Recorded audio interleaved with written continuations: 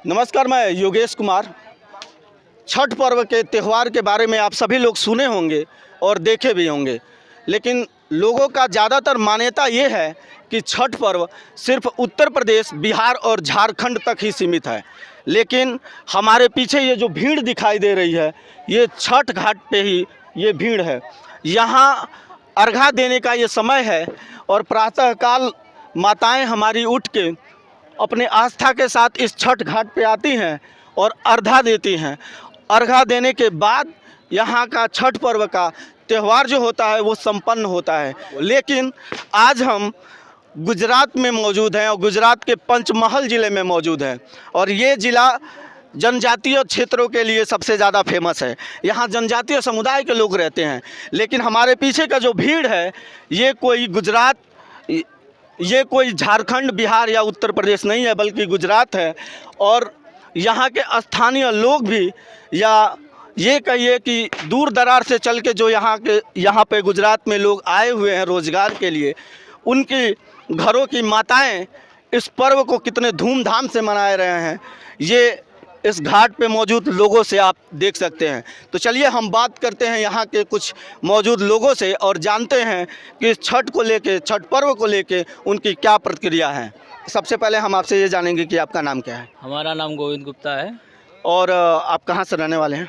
हम यूपी गोरखपुर से हैं। जी हाँ, ये उत्तर प्रदेश गोरखपुर के हैं, जो पूर्वांचल की धरती कही जाती है। वहाँ मैंने आपको पहले ही स्पष्ट बता दिया कि पूर्वोत्तर के राज्यों के लोगों के दिलों में ये छठ पर्व का त्यौहार बहुत ही गहराई से जुड़ी हुई है। कि छठ ही ऐसा पर्व है जो पूरी भारत में सबसे तेज़ी से फैलता हुआ त्यौहार है। इससे आप ये नहीं कह सकते हैं कि सिर्फ पूर्वोत्तर राज्यों तक ये पर्व त्यौहार सीमित रह गया है, बल्कि अब पूरी भारत में इस त्यौहार का धीरे धीरे प्रचलन बढ़ गया है। जी, आपका नाम क्या है। मुन्ना भाई।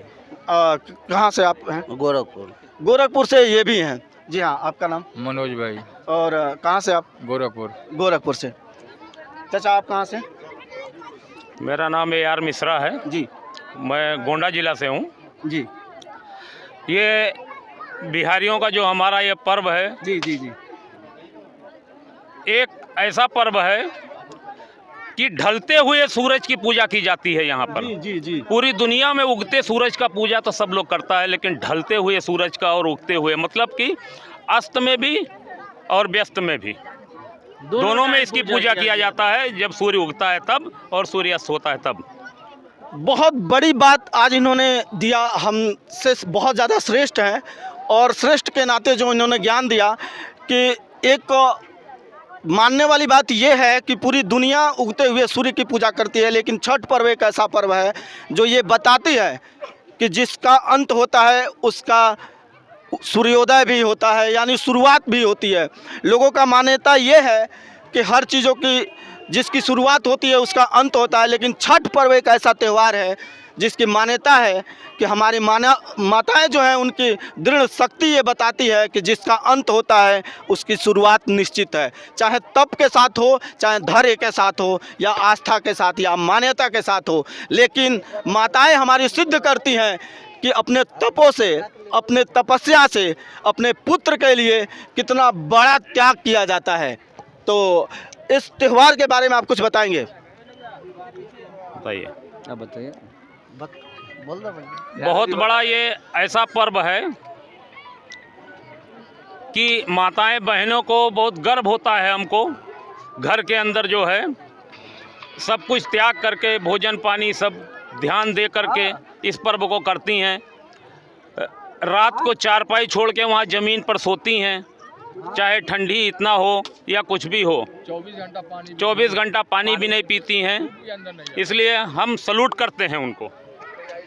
सैल्यूट हमारे चाचा जी कर रहे हैं। हम भी, अब हमारे भी माताएं हैं, हम भी इस पर्व को बहुत मिस करते हैं, लेकिन फिर भी हम भी अपने पूरी तरफ से माताओं का नमन करता हूं, हाथ जोड़ के उनका सादर प्रणाम करता हूं।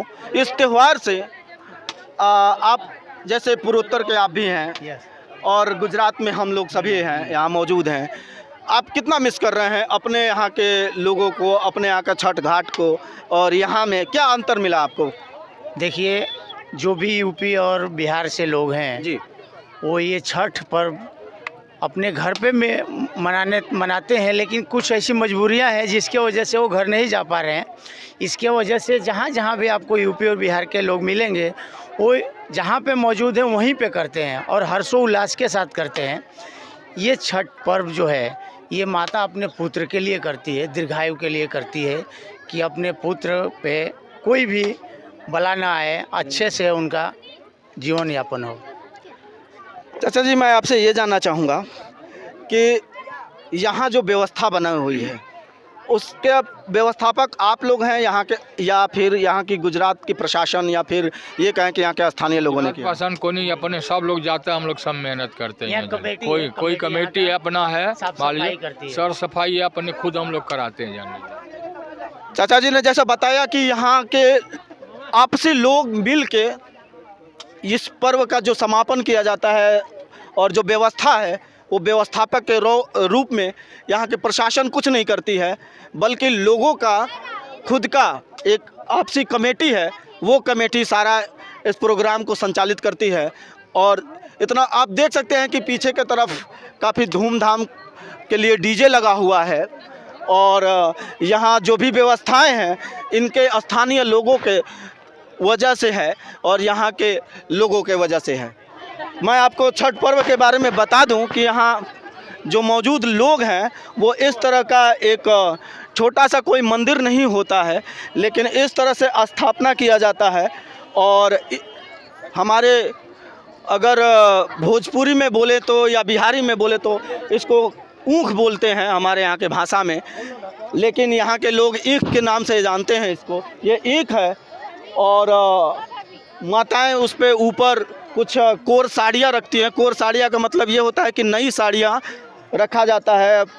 काफ़ी फल और दीपक, तेल का दीपक जलाया जाता है और यहाँ बैठ के देर रात तक, उसके बाद सुबह लगभग 4 बजे से ही माताएं इस जगह बैठती हैं, अपनी आस्था के साथ पूजा करती हैं और ईश्वर से प्रार्थना करती हैं अपने बेटे की दीर्घायु के लिए।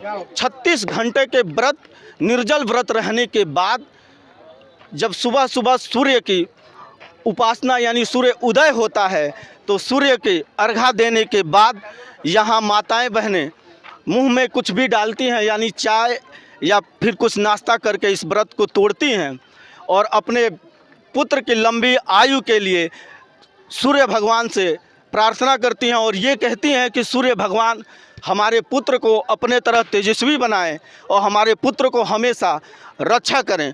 और जो नई महिलाएं होती हैं, जो नए माता बनने वाली महिलाएं होती हैं, उनका ये मानना होता है कि सूर्य के तरह ही पुत्र हमारा पैदा हो। यानी ये तौर पर कहा जा सकता है कि छठ पर्व माताएं अपने पुत्र की लंबी आयु और दीर्घ आयु के लिए इस त्यौहार को इतनी तपस्या के साथ मनाती हैं।